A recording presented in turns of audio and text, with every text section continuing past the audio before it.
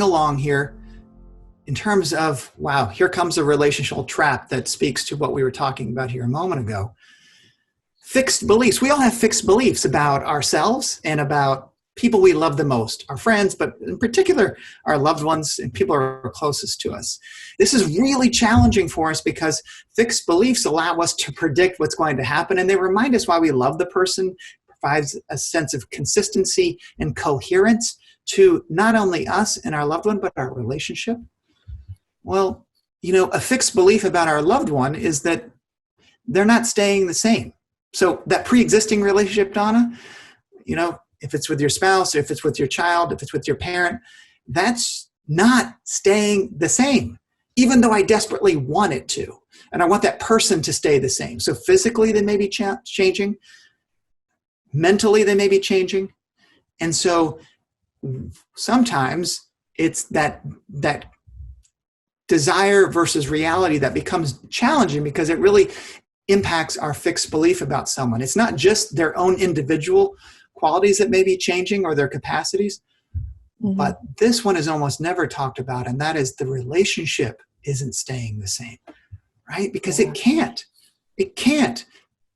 Pre-existing relationship, add that to the caregiving relationship, it won't stay the same. It can't stay the same, even though from the outside looking in, it may appear that way. It never can. And so what we have... it's so much of that too is of the effort that we put into making it look as if it's the same to other people. We put so much effort into propping fictions up for other people's comfort and to protect the dignity also of our loved one. And Heather has said in the chat box, how about children having to help with a parent's hygiene? Yeah.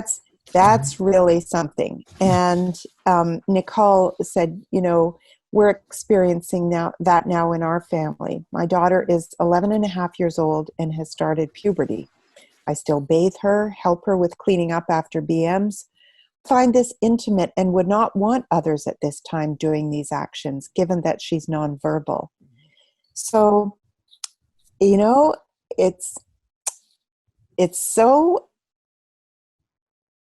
I've reflected long and hard about this. My mother did not want me to bathe her. She refused, and we got into big fights about it because she needed to have a shower, and she refused. There was only one person at the end of the day that we finally found who could persuade my mother and just not give her a choice, that I'm going to give you a shower and that's it. And that person was the only person who could ever do it. And yet, with my sons, similar to Nicole, he's 31 now. He lived with us at home until he was 23. And until he was 23, I did all of his showers and everything. And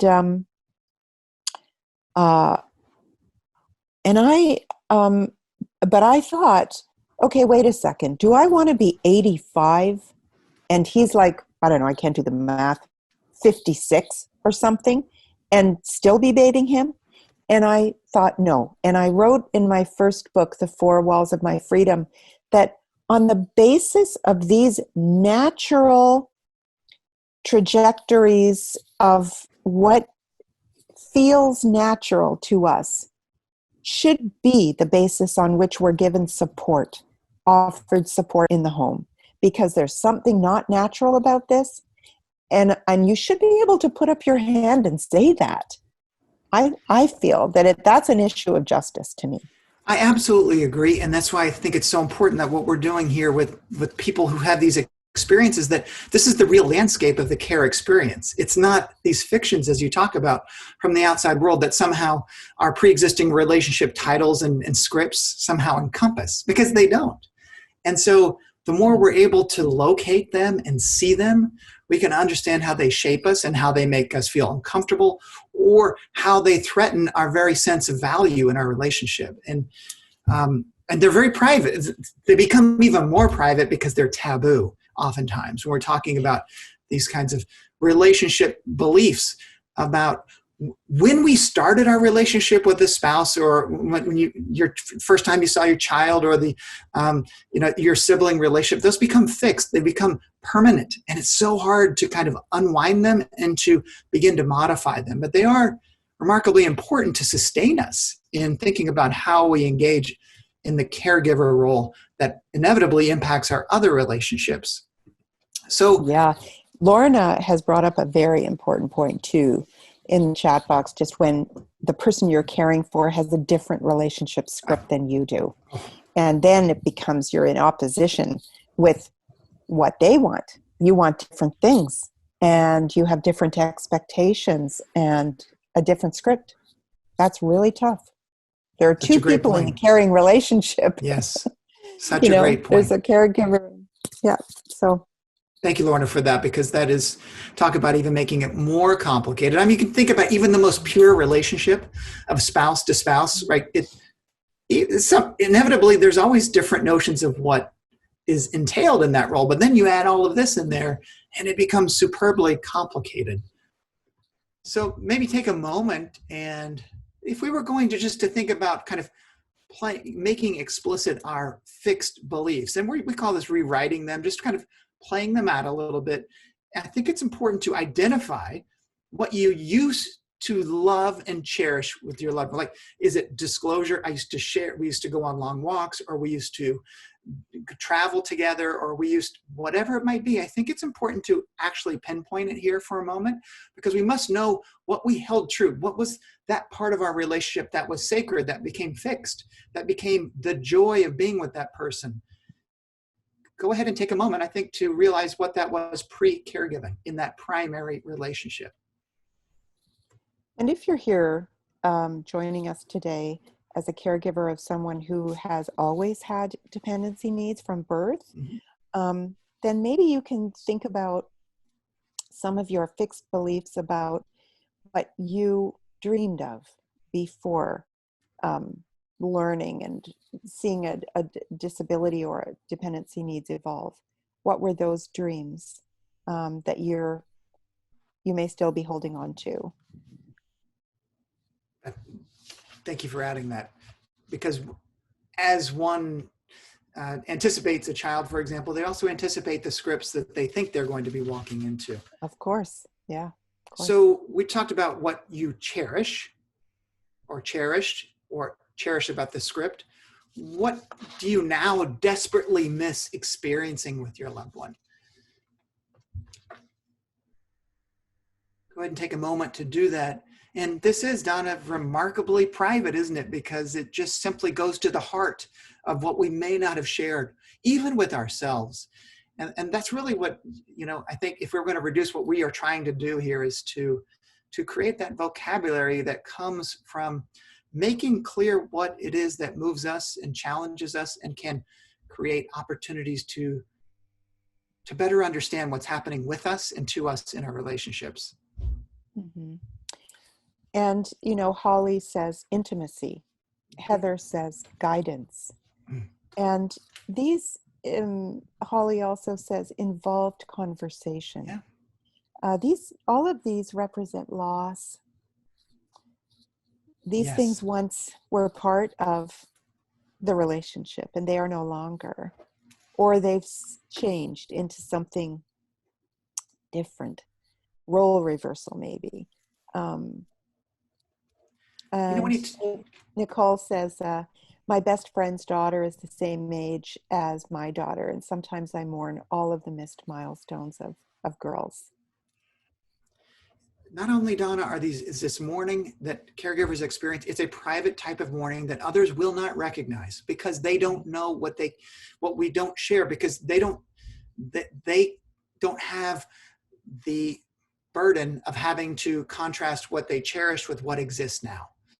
And that becomes it's as a lack of acknowledgement about the mourning that becomes even more difficult to navigate, because people see the fact that, you're still in a spousal relationship. Of course, you still have some type of intimacy, but that intimacy is a really sense of vulnerability. And for some of us, that comes from shared talking, from risking opening ourselves up. And that may just not be possible when you add that caregiving experience. That's absolutely right. And people are chiming in the chat box and, very generously sharing their most private feelings about this. And so please have a look at what Yeah. is happening in the chat box. It's rich and it's very moving. Thank you all for doing that, because what we're doing here is creating a way for us to understand the parts of the caregiving relationship and experience that are communal, to the extent that we can understand, not what the exact details of your relationship, but of what this role and relationship entails. So a question for you, given that you had what you cherished and what you so miss, and that is, how might your relationship expectations perhaps inhibit you from noticing what is present and available now in your relationship? And we want to be clear. We're not asking you to talk about a Pollyanna version of what is happening, but No. the challenge of a fixed belief is that it sometimes can inhibit us from seeing what is available within the boundaries and what you talk about, Donna, as given the givens. Yeah, I mean, those are words that I use even in my own head, talking to myself about for example, right now we're going through a hard time in my family because we're not allowed to see our son, who is in a very small, wonderful care home. And we have not been allowed to visit, even distance visits, since February. And so how do we look for ways to be a family, to experience intimacy, for him to be my beautiful, beautiful son and me to be his mom? How do we do this using Zoom or a telephone? Or this is a new challenge, one that we have never had before. And in a way, though, it's similar to when he stopped being able to sit very long in his chair and became principally bedridden due to chronic pain. And I thought, how do we begin to be happy with this? How do we begin to,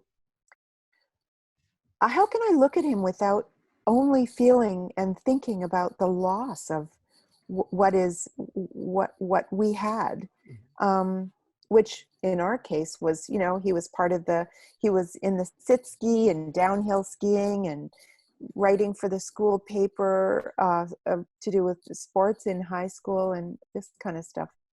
And so I think, given the givens, what we're talking about here is knowing what those fixed scripts are and saying, I want to put that aside. I'm not denying the truth of it.